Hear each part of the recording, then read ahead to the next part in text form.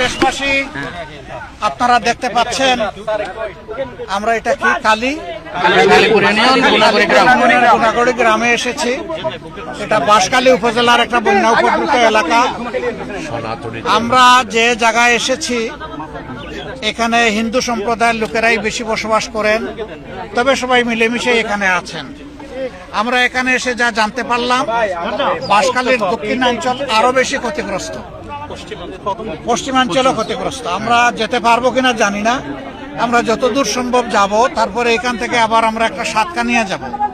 আবার চট্টগ্রাম মহানগরে অনেক অংশ খুব খারাপভাবেই প্লাবিত, সেগুলো আমরা দেখব। আমাদের এখানে আসার মূল উদ্দেশ্য হচ্ছে চিত্রটা স্বচক্ষে দেখা, মানুষ কতটা কষ্টে আছে, বন্যার ভিতরে মানুষ বসবাস করছে কিভাবে, খাচ্ছে কি, থাকছে কোথায়, এই বিষয়গুলো আমরা স্বচক্ষে দেখার জন্য এখানে এসেছি।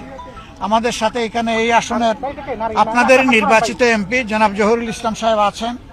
তারপরে আমাদের এই অঞ্চলের কেন্দ্রীয় নেতা জনাব মোহাম্মদ শাহজাহান আছেন। আর সাতকানিয়া লোহাগাড়ার এমপি জনাব শাহজাহান চৌধুরী আছেন। চট্টগ্রাম মহানগরী আমির জনাব নজরুল ইসলাম সাহেব সহ আরো অনেকেই আছেন। এই দক্ষিণ জেলার সেক্রেটারি সহ আরো অনেকেই এখানে আমাদের সাথে আছেন। আমরা আজকে সারাদিন আপনাদের সাথেই কাটাবো।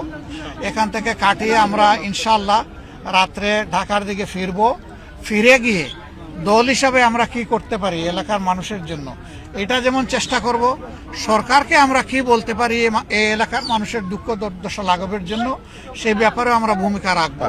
তবে এটা কি যে আমাদের দেশ এই ধরনের বন্যা খরা দুর্যোগের কবলে প্রায়ই পড়ে। এখানে ধৈর্যটাই বড় বিষয়, সবাইকে ধৈর্য ধরতে হবে। দেশটা আমাদের সকলের, সরকার চাইলেও রাতারাতি সবকিছু সব দুঃখ দূর করতে পারবে না, কিন্তু সরকারের দায়িত্ব আছে, সরকার দায়িত্ব অস্বীকার করতে পারে না। এই জন্য সরকারের সর্বোচ্চ অগ্রাধিকার দিয়ে এখন যাতে বন্যা কবলিত এলাকা, বিশেষ করে 4টা বিভাগ, চট্টগ্রাম, তারপরে সিলেট, ময়মনসিংহ এবং রংপুর, এই 4টা বিভাগ বেশি ক্ষতিগ্রস্ত।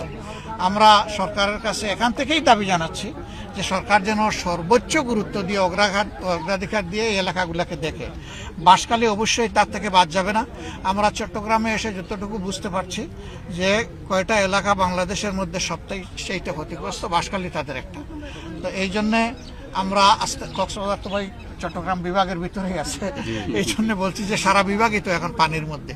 ওই শুধু কক্সবাজার কেন, ওইদিকে বান্দরবনও তো ক্ষতিগ্রস্ত দারুণভাবে, অনেকগুলোই ক্ষতিগ্রস্ত।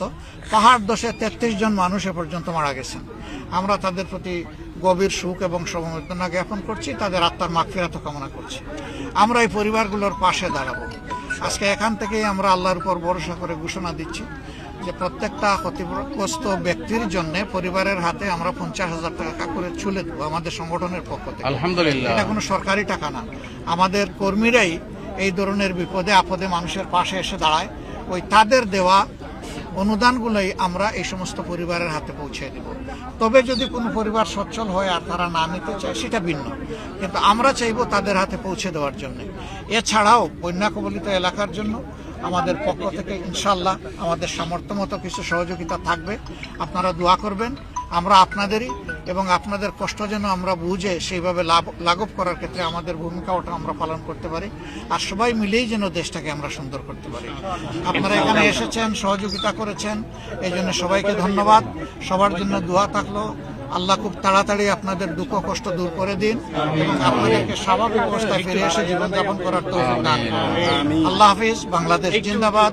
আসসালামু আলাইকুম ওয়া রাহমাতুল্লাহ।